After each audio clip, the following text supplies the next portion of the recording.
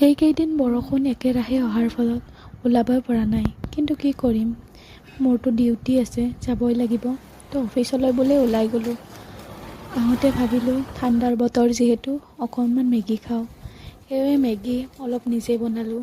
তাত লগতে মই এটা কণীও দি দিলোঁ।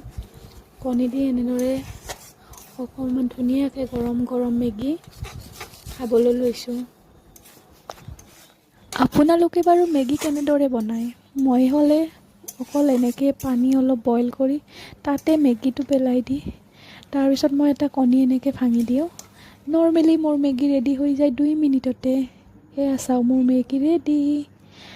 আৰু মই এতিয়া খাব ধৰিছোঁ মেগী। য়ম্মি, মজা লাগিছে দেই। ঠাণ্ডাৰ দিনত এনেকৈ মেগী খোৱাৰ মজাটোৱে বেলেগ।